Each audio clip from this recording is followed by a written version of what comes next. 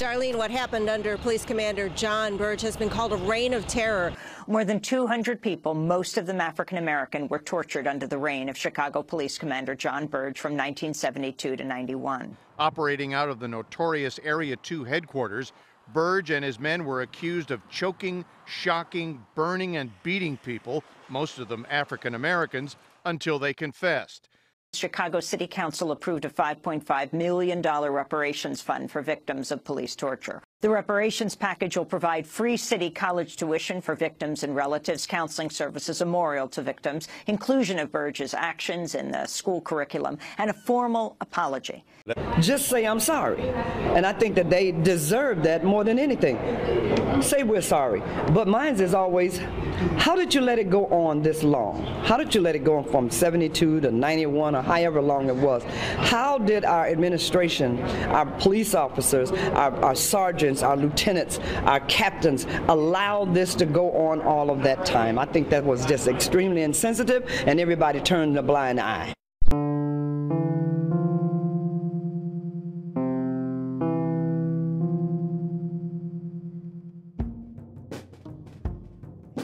So my name is Maria Acosta. I'm a professor of the philosophy department, associate professor, and I'm a Wicklander fellow.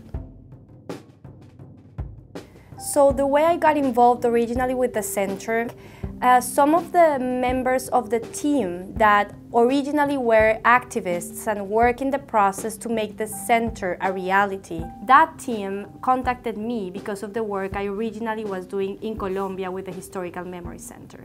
The project I am involved with, and which was made possible originally precisely by the Wicklander Fellowship, is a project of building memory initiatives at the Chicago Torture Justice Center. So the first step of the process and the first step of the project was to bring to the center what it means to do historical memory, what is the perspective that historical memory brings into the question of how to help a community heal itself through memory initiatives, and bring people to Chicago who are experts on this subject that will help me train the staff that was going to be working directly with survivors in this project.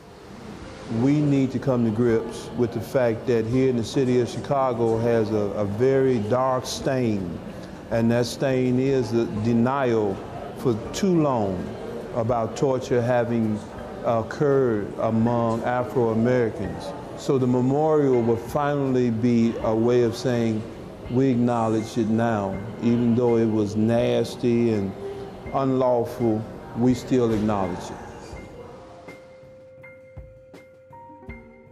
What I mean by historical memory is a special methodology that I was trained in and I learned at the Historical Memory Center in Colombia.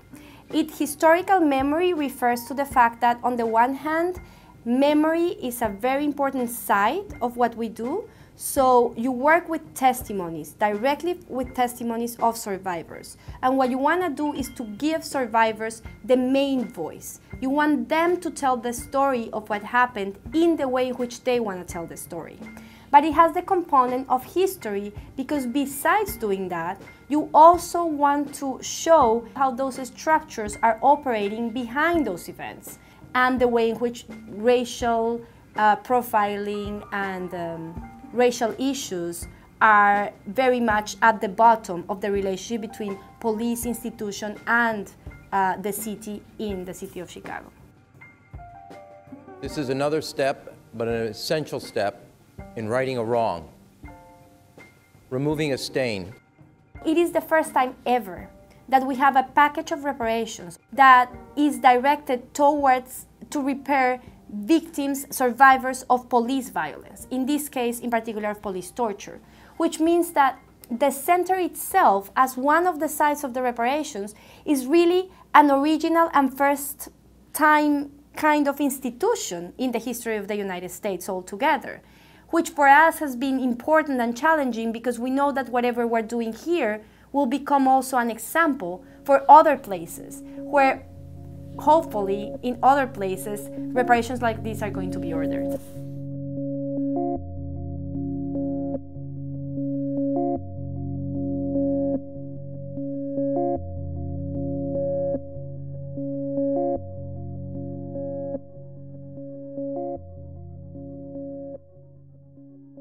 It is all first going to the community. How to allow for them to tell their stories, no longer with a legal perspective in mind, not only with a strategic political perspective in mind, which was very much part of the whole process of their activism, but now moving to another stage of their activism. So I would say the first thing to achieve is to provide that space, to really make that happen, and to make it as audible as possible. What they want is to make this stop eventually.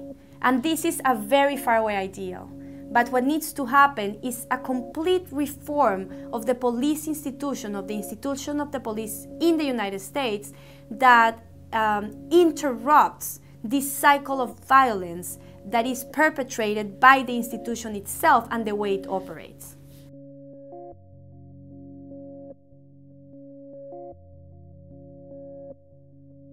So one of the ideas that has come out and that I have as a project for the future is to produce a documentary where the voice of the survivors is the main voice of the story, and that allows us to make it more visible.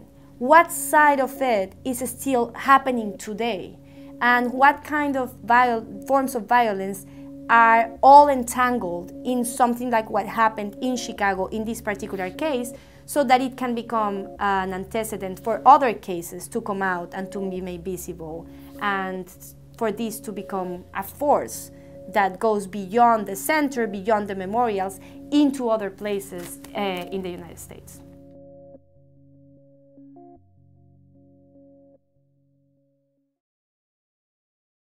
So the Wiglander Fellowship allowed me to have the time, to devote time the first year, to put together really a project that would work with the center. And projects like this really involve a lot of time because you need to be and to create contacts with the community. And you need to create trust relations here that will allow for the team, for the staff, and for the survivors themselves to be open to the ideas that you are bringing in as possibilities. And then with the funding, I have been able to, hire an assistant that has been essential for the entire process. Is one of the graduate students at DePaul, Amelia Ruby. She has been essential to help me go through this entire process and make it possible, and bring people to Chicago, experts on this. Survivors are really the drive of this entire process. They are the ones behind this. They are the ones that participate in every decision making, both at the center and at the memorials. Many of them are really involved in the process. Many of them are excited about participating, completely committed to make it happen. They put their time and their energy into this. Not only survivors, but also several members of their families. So it is really them that are making this happening, and all of us are just doing whatever we can to help it. So one of the things I would really like to stress is, for me it has been an actual privilege and absolute honor to be able to be part of a process like this. Not only in the case of the creation and imagining what the center would look like, and then having had the opportunity to work closely with the center and its staff, but also being part of the Chicago Torture Justice Memorials, imagining a public memorial for the city of Chicago, but most of all, having been welcomed by both the team that has been working on this for so many years, the activists that have put so much of their time and energy into making this happen, and the survivors themselves, who are an example of what it means to be strong in the worst of the situations and to keep fighting for what really looks like justice for them.